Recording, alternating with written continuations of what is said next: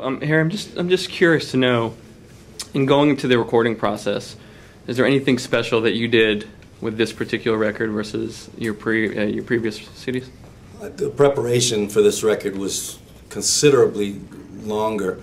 Clive and I laughed about it a lot. He said, you know, you think 6 months, I guess, which is about the amount of time from inception to recording that we spent talking about the concept.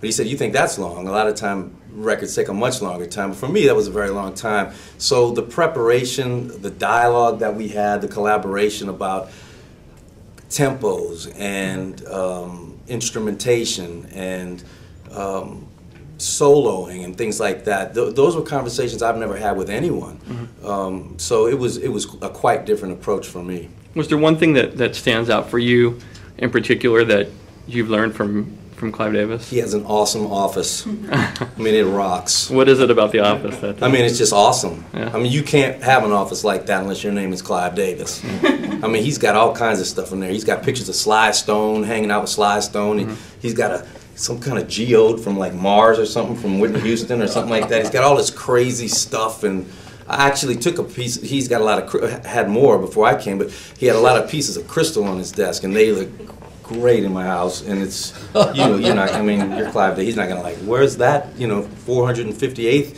piece of priceless crystal that I had? He didn't care. So I got 2 or 3 of them. It worked out well for me.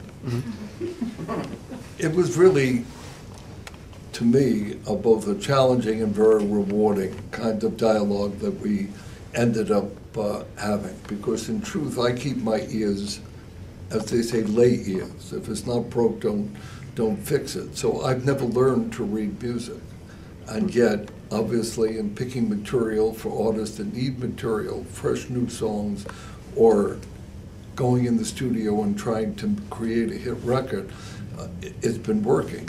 Harry is really the consummate musician.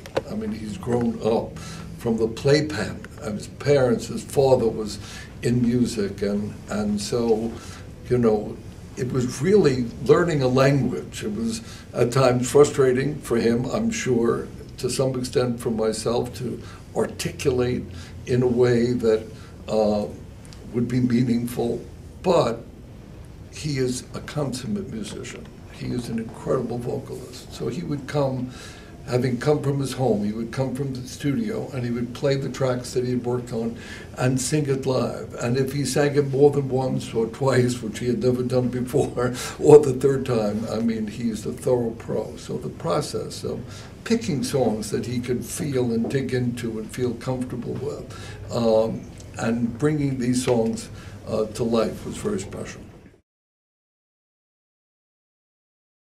They do a lot of things for young people in musical education, and I think that's hugely important. It was hugely important for me. It wasn't so important for Mr. Non-Music Reader here, but it was really important for me. And what was important for you? Learning how to read music. To start, you want to get into it now, or shall we wait till we get back to the hotel? But Music Cares is great, and I'm glad that the money is going there. Let me just state that I've endowed the first degree awarded contemporary music program at the TIS school in my name. We just graduated our first class, so the idea, the idea of having music go for education and for youth is and how alert am I? To my heart. How alert am I? Well, nobody corrected me on that. The museum, I think, some of it's going to PETA. Right. So it's good. Everybody's covered. Right. You got happy dogs. You got happy cats. That's we are. Do you get more nervous on a night not like tonight versus going on Will and Grace? I don't get nervous. No? I had to throw baseballs at plates on Ellen today, and I got nervous for that because I'm not an athlete. But this stuff, man, this is home for both of us. I mean, this is bread and butter for us. So. No, I don't get too nervous. Clive, I'm just curious to know, do you yourself think about legacy at all and how you want to be remembered? I don't think day to day about legacy, but when either through interviews or I'm go through the span like I did when we celebrated the 25th anniversary of Arista, and I saw the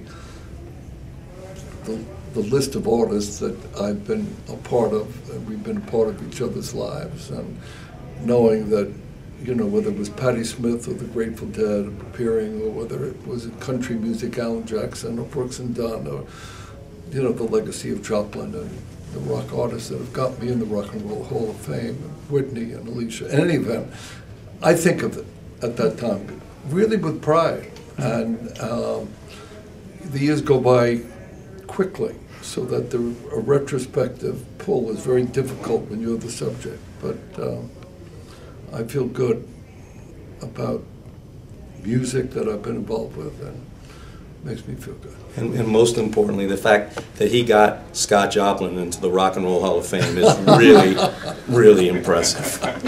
Very impressive. That was very, see, now you see what our dialogue was like.